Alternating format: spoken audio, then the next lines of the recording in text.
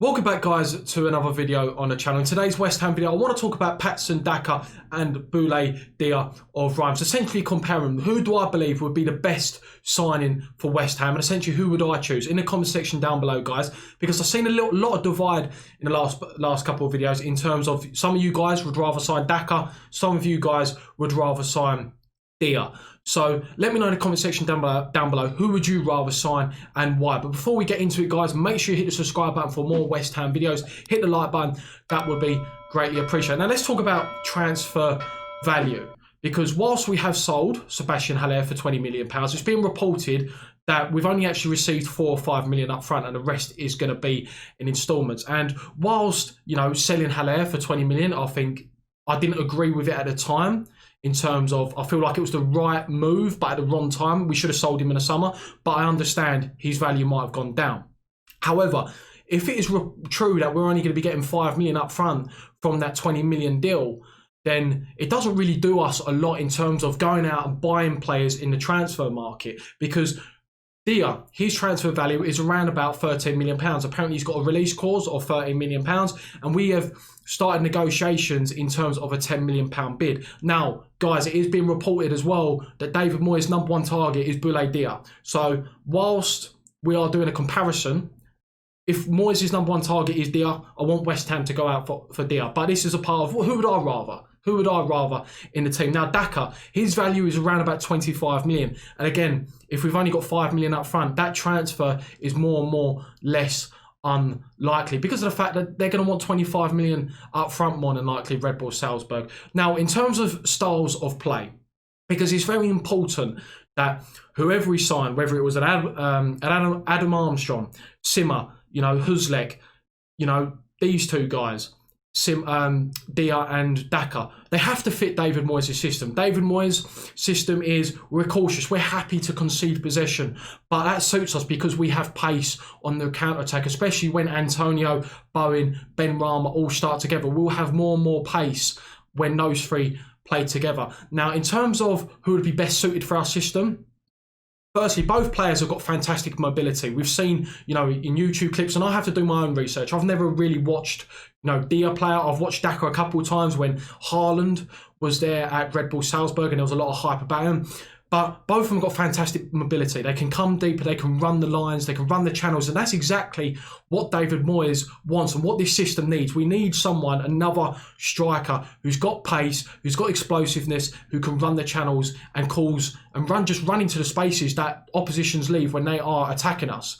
Now, Daka, it is fair to say, he plays in a very, very attacking system at Red Bull Salzburg. They're one of the, you know, biggest clubs in that country, in that league, the Austrian Bundesliga, and they're expected to assert their authority onto the games. They're expected to have high possession numbers. They're expected to create chances, and if they're creating lots of chances and being very attacking from the get-go, it would make sense that their strikers are scoring lots and lots of goals. Now, in terms of Daka's versatility as well, when Haaland was at Red Bull Salzburg, he was actually deployed as a wide player as well. He was sort of the understudy of Erling Haaland. So for him now to transition himself into a striker and sort of be the main focal point of that Red Bull Salzburg team says a lot. This guy does score goals, 30 goals already last season and 8 goals so far this season. In terms of Dia, now Dia plays for a team that is similar to us. They're sitting around about 14th in the league. They're not really doing much in terms of they're pushing for Europe. They're sort of just consolidating, just sort of being, you know, that team that's floating around, not really doing much in the cup competitions, not really being threatened by relegation. But the Reims setup is they're a defensive team. They like conceding possession, a lot more possession than West Ham. Apparently, on average, they get around about 44% of possession per game, which does suit West Ham. If he was to come from Reims to West Ham, you would think that in terms of style of play, it wouldn't alter much in terms of what he's actually used to right now, because he's coming from one setup that is, you know, sitting behind the ball. Can we then attack spaces when there's a turnover of possession? He comes to West Ham and he's going to be in a similar setup, so he's not going to know too much different.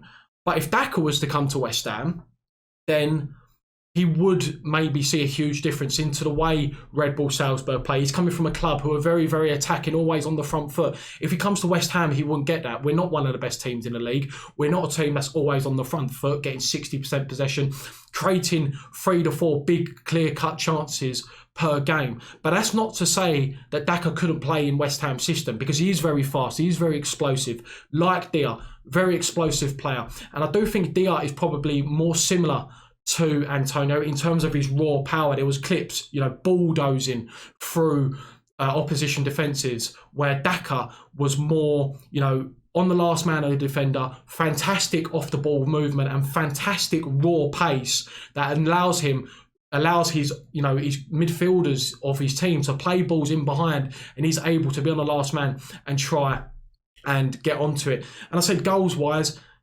12 goals for Dia, 5 of them have been penalties. So West Ham don't get penalties. So if Martineau was on the pitch, even if we did get a penalty, he would take it. Then you've also got Lanzini, who's taken penalties for West Ham before, and you've also got Antonio, who scored a penalty at Old Trafford. So even if we did get a penalty and Dia's on the bench, on the pitch, it doesn't actually mean he would take it. He does actually take a pretty sweet penalty as well, by the way. But in terms of who I would want at West Ham, because this is an opinion. As I said, David Moyes has made it clear, or ex-WH employee has said that David Moyes wants Dia as his #1 target. So West Ham should go and do that, make the transfer happen. But for me, despite everything that I've said, probably suggests that we should go towards Dia. I would take, if we had the money, I would take the gamble on Daka. Now, the reason why I say this, firstly, I don't think that he couldn't adapt to this system. I think he could. I think he could come to West Ham. Whilst we are a more defensive orientated team than Red Bull Salzburg, the things that I mentioned, his raw pace, something that Antonio's got, his off the ball movement, he could play in this lone striker role. He really could, because of his ability to exploit opposition spaces that are being left when they attack us. Now, and there was also another thing. Red Bull Salzburg are very well known for developing young talent. We've seen it all over the years. Erling Haaland is the latest product to that team. Dominik Szoboszlai just gone to Red Bull Salzburg. And the guy commented, I can't remember his name, so thank you for actually bringing it up, but I forgot to mention, Sadio Mane played for Red Bull Salzburg, went to Southampton, now at Liverpool. You also got Naby Keita, went from Red Bull Salzburg to Red Bull Leipzig, then to Liverpool. So their actual reputation in terms of developing these players and then selling them for a profit, and then maybe they go onto a bigger club. Daka, he could join West Ham, and then he could potentially move to a bigger club. And that's probably the flaw of it, that he may use us as a stepping stone. Freddie Canute is the agent of Daka, so that's a good thing in terms of he might be in his ear letting him know that, West Ham want you, this is a good club potentially for your development. So for me, that would be my choice. I would take the gamble on Daka, because I would also be like, in the back of my head, he could be another world-class player. He really could.